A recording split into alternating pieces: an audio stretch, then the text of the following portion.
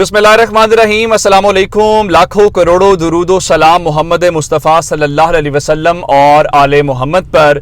मैं हूँ उमर दराज गोंदल और आप मेरा फेसबुक और यूट्यूब चैनल देख रहे हैं। नाज़रीन, एक बात तो माननी पड़ेगी, इस पूरे सिस्टम के ऊपर, पूरे निज़ाम के ऊपर इस वक्त एक खौफ है और वो खौफ इमरान खान का है। और आप यकीन करें कि इमरान खान का वो खौफ ले बैठा है, लेकिन उस पूरे खौफ ने इस पूरे निज़ाम को, वो कहते हैं ना, जबरदस्ती की एक शादी भी होती है जिसमें ना लड़का राजी होती है, लड़का राजी होता है, ना लड़की राजी होती है, दोनों राजी नहीं होते, लेकिन उसके बावजूद शादी कर दी जाती है। ये जो मौजूदा हुकूमत है, ये जो मौजूदा निज़ाम है, ये एक जबरदस्ती की शादी है जो किसी बड़े की ख्वाहिश के ऊपर या बड़े की जिद और अनाने करवा तो दी है, वो चलती हुई नजर नहीं आ रही। मैं आपको इस वक्त बाकी सारी बातें, खबरें देने से पहले आपको सिर्फ मौजूदा सूरत हाल बताता हूं। आप खबरें इस वक्त सुन रहे होंगे कि जनाब जो हुकूमत है उसने पेट्रोलियम मसनूआत की कीमतें कम करने की समरी तलब कर ली है।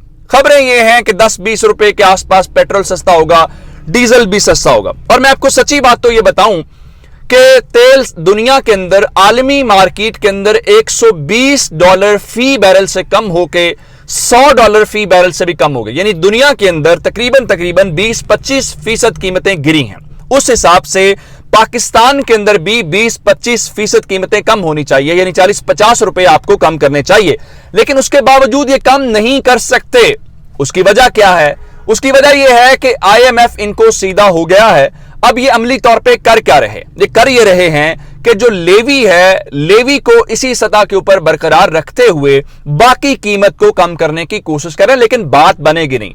उसकी वजह क्या होना? तो ये चाहिए था कि मार्केट के अंदर इस बात को रिस्पॉन्स पॉजिटिव लिया जाता और कहा जाता कि हुकूमत अवाम को रिलीफ दे रही है। लेकिन ये आपको, मुझे बेवकूफ, एक सादा और आम आदमी को तो बेवकूफ बना सकते हैं, लेकिन जो चीजें टेक्निकल लोग समझते हैं वो बेवकूफ नहीं बनेंगे। अब आप कहेंगे ये मैं बात क्या कर रहा हूं, क्योंकि लोगों को पता है कि हुकूमत अपने पांव के ऊपर कुल्हाड़ी मारने जा रही है।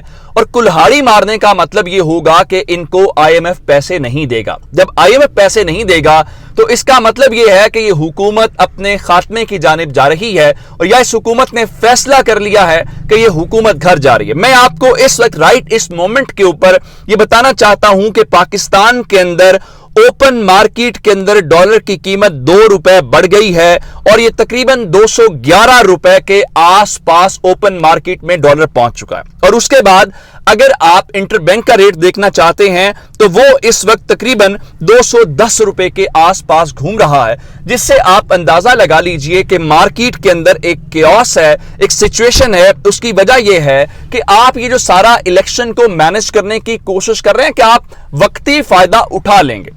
आप लोगों को कहेंगे कि जनाब देखें, हमने आपको रिलीफ दिया, ये इमरान खान के मुआहदे थे, इंटरनेशनल मार्केट के अंदर तेल कम हुआ, हमने तेल कम कर दिया। अब देखें भाई, आप यही कहते थे कि इमरान खान लोगों को रिलीफ देता था तो वो बारूदी सुरंगें थी, लेकिन आप जब इलेक्शन मैनेज करना चाहते हैं, जब इलेक्शन खरीदना चाहते हैं, तो इसका मतलब यह है कि वो मुश्किल वक्त के बाद अच्छा वक्त है। ये नहीं चलेगा। आप मीडिया को मैनेज कर सकते हैं, आप सोशल मीडिया, डिजिटल मीडिया को मैनेज नहीं कर सकते। लोगों के सामने हकाइक आएंगे और हम लोगों को हकाइक बताते रहेंगे। बेशक आप फहरिस्तें तैयार करना चाहते हैं, आप FIA को इस्तेमाल करना चाहते हैं, किसी और हसास इदारे को इस्तेमाल करना चाहते हैं, आप जरूर करें। मैं जरा आपको इस सारी सिचुएशन के ऊपर कामरान खान साहब का बता देता हूं कि रुपए की कदर फ्री फॉल में, अल्लाह की पनाह, आज ओपन मार्केट में डॉलर 211 रुपए का हो गया, सरकारी कीमत 210 रुपए। शहबाज हुकूमत दौर में डॉलर की कदर 30 रुपए 15 पैसे गिरी। रुपए की इस बेकदरी की वजह से इस हुकूमत के दौर में गैर मुल्की कर्जों की लागत में 3000 अरब रुपए का इजाफा। बस अब मुल्की मईशत की रूह निकलनी है। यानी इन्होंने किया क्या? इन्होंने कर्जे भी नहीं लिए, उसके बावजूद पाकिस्तान को 3000 अरब रुपए का टीका लगा दिया। उसका कौन जवाब दे?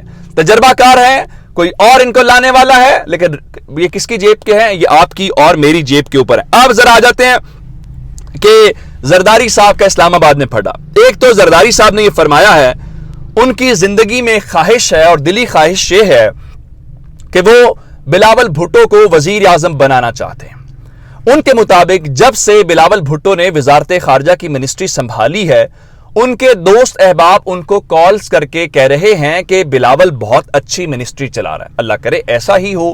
بلاول بہت اچھی منسٹری چلا رہا ہے. اس کی سچویشن یہ ہے, ہمیں وزارت عظمیٰ ہاؤس سے کل یہ بتایا گیا کہ پاکستان کے وزیر اعظم اور سعودی ولی عہد شہزادہ محمد بن سلمان کے ساتھ رابطہ ہوا ہے. دونوں نے ایک دوسرے کو عید کے مبارکباد کے پیغامات دیے ہیں, اور جو اعلامیہ جاری ہوا ہے اس اعلامیہ کے اندر ذکر نہیں ہے, لیکن کل سے پاکستان کے میڈیا کے اندر خبریں چلوائی جا رہی ہیں کہ شہزادہ محمد بن سلمان نے شہباز شریف کی پاکستان دورے کی دعوت قبول کر لی ہے. بالکل قبول کر لی ہوگی, یہ بات اعلامیہ کے اندر شامل آپ لوگوں نے کیوں نہیں کی؟ اور رہی بات بلاول صاحب کی کامیاب منسٹری چلانے کی, تو سعودی عرب نے آپ کو بیل آؤٹ پیکج نہیں دیا, متحدہ عرب امارات نے آپ کو بیل آؤٹ پیکج نہیں دیا. آپ نے کہا تھا کہ اگر ہم امریکہ کو سیٹ کر لیں گے تو آئی ایم ایف بھی سیٹ ہو جائے گا. امریکہ کے بلنکن کے ساتھ آپ کی بات چیت ہو رہی ہے, اس کے باوجود آئی ایم ایف آپ کو پیسے نہیں دے رہا. جو رانا ثناءاللہ کہہ رہا ہے, باقی سارے کہہ رہے ہیں کہ ہمیں تگنی کا ناچ نچایا ہوا ہے, اس کے باوجود آپ مارکیٹ کا رسپانس دیکھ سکتے ہیں. اب زرداری صاحب خود مان رہے ہیں جی ان کا اسلام آباد کے ساتھ پڑا ہے. اچھا, اگر زرداری صاحب یہ کہتے ہیں نا کہ وہ وزیر اعظم کو, بلاول کو وزیر اعظم بنا لیں گے, اچھا آپ لوگ کہیں گے کیسے بن جائے گا؟ آپ لوگ کہیں گے کہ پنجاب میں 20 حلقوں کا الیکشن ہے, وہاں پہ پاکستان پیپلز پارٹی کا ایک کینڈیڈیٹ نہیں ہے. الیکشن لڑنا تو دور کی بات ہے, یعنی یہ الیکشن آپ یہ سمجھیں کہ Imran Khan versus all parties ہے, باقی تمام جماعتیں ہیں اور تحریک انصاف ہے. اب ایسے میں کس طرح سے وزیر اعظم بنیں گے یہ بات سمجھنے کی ضرورت ہے. ہاں, اسی طرح سے جیسے شہباز شریف کو لانچ کر دیا گیا اور پوری کی پوری مینجمنٹ کر دی گئی, میرا خیال یہ ہے کہ یہ بلاول کے لیے بھی مینجمنٹ ہو جائے گی. اس میں کیا مشکل بات؟ اب زرداری صاحب کیا فرما رہے ہیں؟ زرداری صاحب یہ فرما رہے ہیں کہ ان کا اسلام آباد کے ساتھ پھڈا ہے. پھڈا کیا ہے؟